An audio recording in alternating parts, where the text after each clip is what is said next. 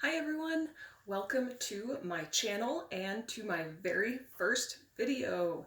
My name is Emily and I make handmade journals, diaries, book of shadows, grimoires, whatever you'd like to call them, which I sell on Etsy. I've been on Instagram for a little while, but I decided it was finally time to put myself and my books out there in a different way, connect with more people, and start a YouTube channel. So as of right now, this channel is dedicated to doing flip-throughs of my journals. At some point, I don't know, we'll see, maybe, but at some point I might expand and do tutorials or more personal videos, but for now I'm going to stick to the flip-throughs. And of course I decided that my first flip-through video should be this, one of the biggest journals I've ever made, so let's get right into it. This is my massive steampunk tome. So the theme is really vintage Victorian with lots of steampunk designs and accents throughout. I used a bunch of different digital kits for the ephemera as well as real vintage pieces, and there's just no way I'm going to remember off the top of my head exactly which image is from what artist, so if you'd like to know where a specific image or even a stamp came from, just ask me in the comments and I'll let you know. All of my journals are also listed in my Etsy shop where full credit is given for any digital images used, so you can also look there. Alright, so the cover fabric is just basic cotton fabric, and as soon as I saw it, I had to have it. Something about the sort of distressed red or like maroon kind of color, in addition to these thin vertical stripes, just said steampunk to me. As with all of my journals, I've used professional bookbinders board for the covers. Archival grade adhesive is used throughout the book, and 100% Irish linen waxed thread for the binding. Let's see if I can center that. There we go. There we go. My journals are all Coptic stitch, as you can see. So, and on the front, well, there's the back. And on the front, I adhered this really pretty octopus medallion. The octopus is basically the mascot of steampunk, so that's why I used that. There's matching gold corner protectors on the front and back covers. And let's see if I can get a close-up of this octopus. I don't know if you can tell, it's kind of a gray day outside, so the lighting isn't ideal, but the octopus has these emerald green eyes, and it's really pretty. All right, so I also put these lace tabs at the top of 4 different pages. There's that. I just felt like it was missing something, to be totally honest. I felt like I finished the book and then I felt like something was missing, and having just that peak of white coming out of the top really completed it for me. So that's what those are. This is a very thick book, as you can tell, so, oops, gotta face it this way. So let's get into it. All right, get everything centered. Here we go. Okay, so I have a little nameplate here in case you want to write your name. And in this first pocket here, I've got a sort of steampunk looking bag, which I have placed a key inside of, just a gold sort of skeleton key. It's not a real vintage key, but it looks like it.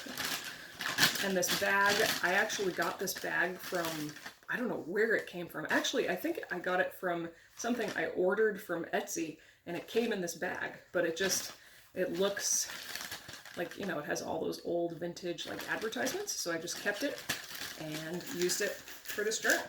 And then in this pocket is a Nick the Booksmith piece. I know for sure there's tons of Nick the Booksmith throughout this journal.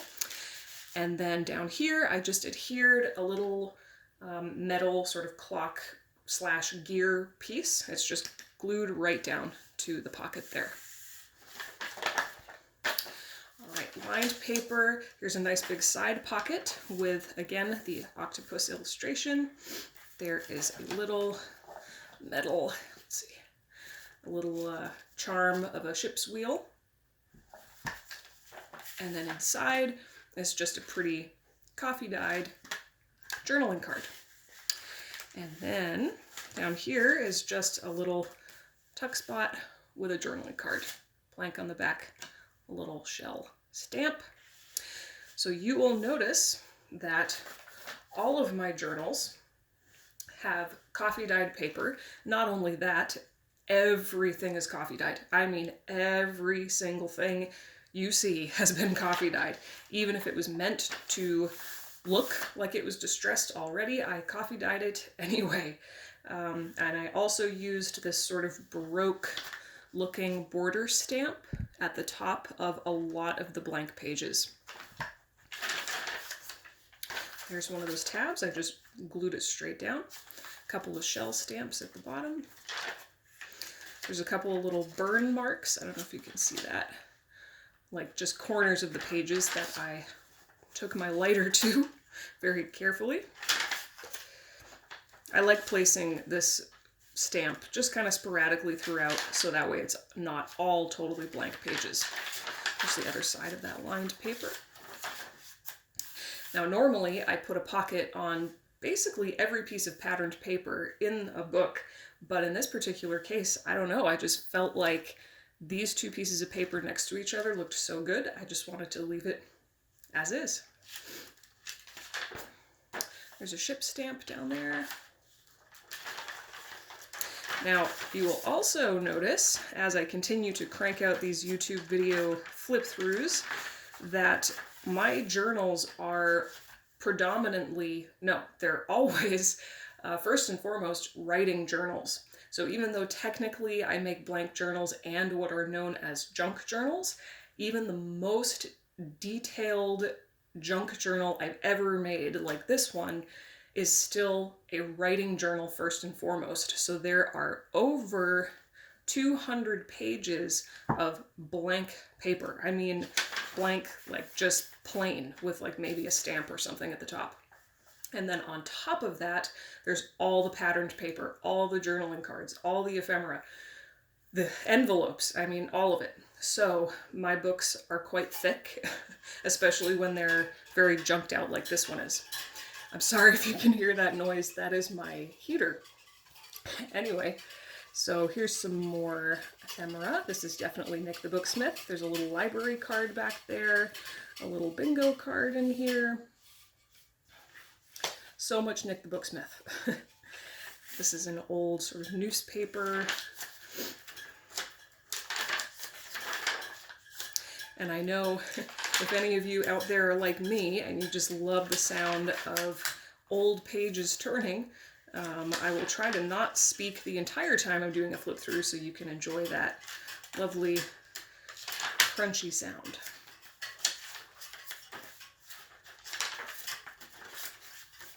Other side of the newspaper, other side of this little patterned paper. Here's a nice big side pocket. This is an actual vintage illustration from a 1928 children's book. And then this, I do know off the top of my head, this is Tsunami Rose. I know she's throughout here quite a bit as well, just like Nick. And here we come to our first sheet of coffee-dyed vellum, in which I have placed a piece of real vintage, or antique actually, music paper from France. So this music paper is from the mid-1800s France, and I always put either coffee-dyed vellum or tracing paper in my journals, and I figure if I'm gonna put one of these antique, very, very delicate sheets of paper in a journal as well, I might as well put it around, or at least next to the vellum, or next to the tracing paper, so that it's a little bit protected.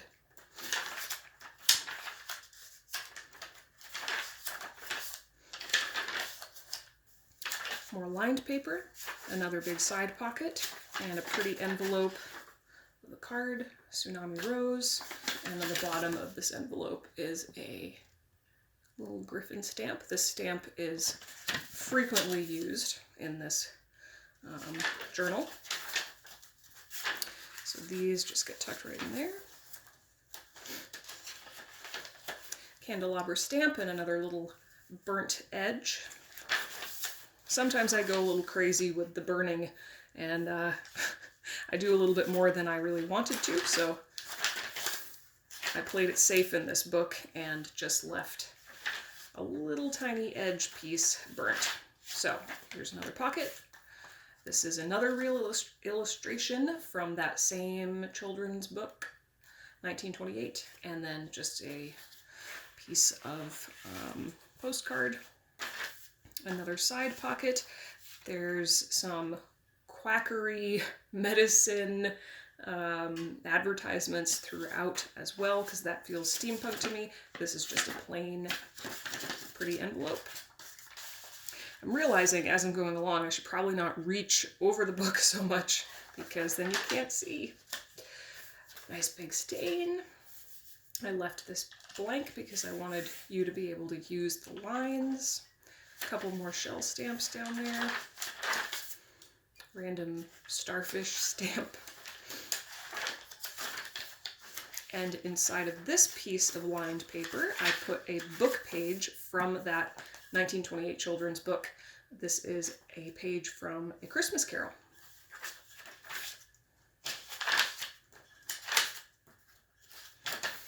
I don't know if the lighting is picking up the coffee stains as well as it should. Again, this is kind of an overcast day. Here's the other side of that lined paper.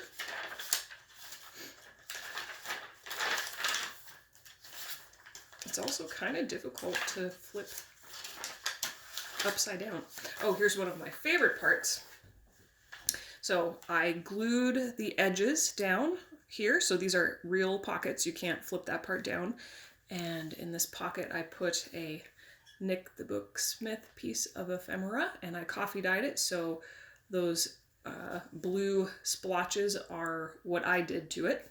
You can see the color sort of bleeding on the back, which was intentional on my part. And then we have a cute little stampy postcard piece of ephemera.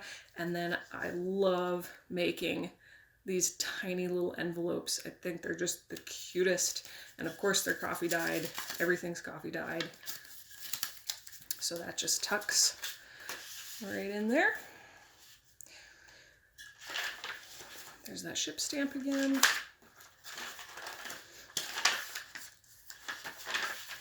Make sure it's still centered. Okay. Here's another piece of quackery medicine. Some more Tsunami Rose, old piece of newspaper, and then I have this spice cake recipe. I don't remember where I got that from. And I guess I was feeling really creative on the day I made this page because I did 2 opposing tuck spots on the same page. I don't think I've ever done that before or since. All right, here's our second sheet of vellum and our second piece of the antique French music paper. Another little burn spot. There's that raven stamp again. Oh, and down here, you can hardly tell, but down here is also a very faint stamp of an iron gate, like an old Victorian iron gate. When I was making this book, I was trying to play around with stamping in such a way that the stamps look as old as the book they're in, instead of having like, you know, a really stark jet ink black stamp on aged paper. So I did the stamps fairly lightly in this book. It looks kind of spooky. I think it looks cool. That's not necessarily the case in all of my journals. Most of the time I do stamp heavier than that.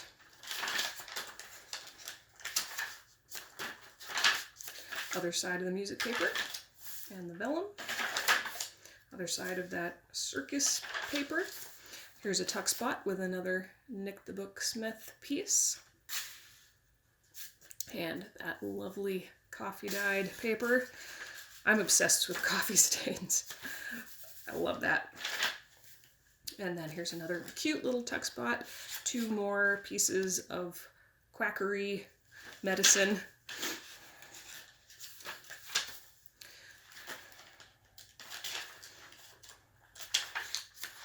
There's a little, like a gargoyle stamp. I'm gonna call it a gargoyle.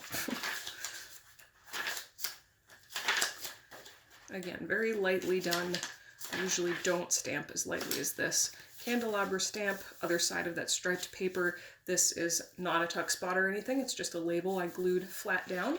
And then this, I only glued the edges down, left the middle unglued so you can tuck this cute little tag, card, whatever it is, in there.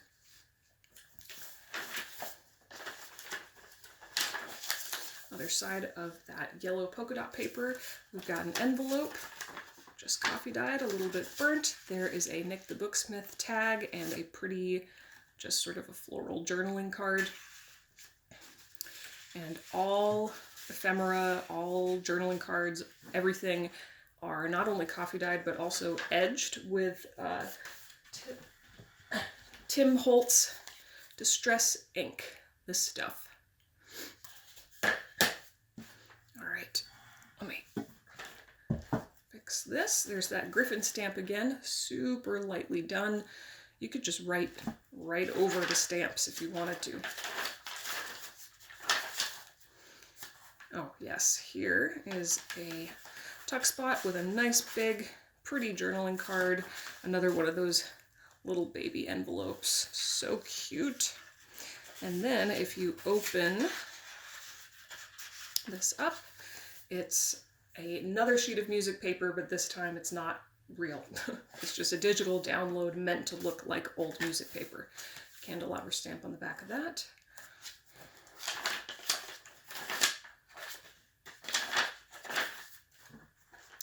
Here's a really cool pocket setup here that I did. I've got not only the pocket, which has a coffee dyed envelope and that gargoyle stamp again. We've got two really cool sort of like potion pieces of ephemera. And then I glued down this dragon image just on the bottom and that corner. So it's a tuck spot. This is one of the Nick the Booksmith tickets. Super cute.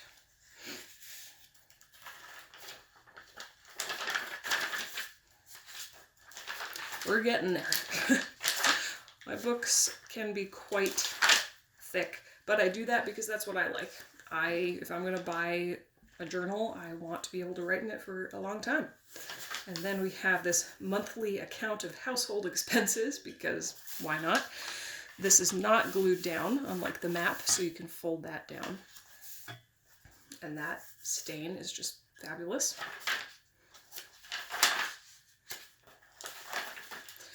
More little burnt edges. Here's another big pocket with more Nick the Booksmith and more potion-y type advertisements. Tuck spot with Tsunami Rose.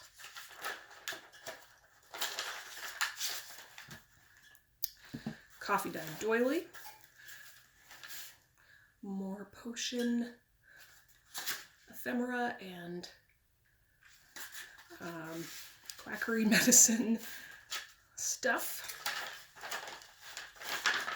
Another book page, gargoyle stamp.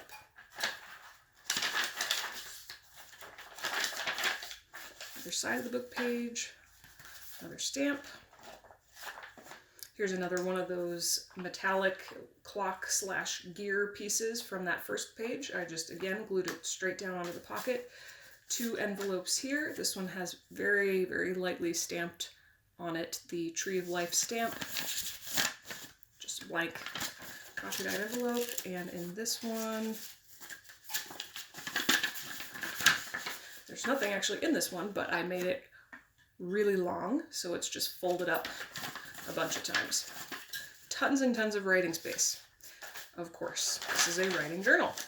This, I don't really know, I don't know what I was doing. It's just like a strip really of ledger paper with a teeny tiny little paper clip, a couple pieces of ephemera there. Bon voyage down at the bottom, because that's the end of it. There's my Raven Relics stamp and my signature and the date. Back cover, and there it is. Alright guys, so that is my massive steampunk tome flip through, my first YouTube video ever. Thank you so much for watching. Hit the like button and subscribe if you want to see more videos like this. I'm going to be churning them out as regularly as I can. So thank you for all your support, and I will see you real soon. Bye!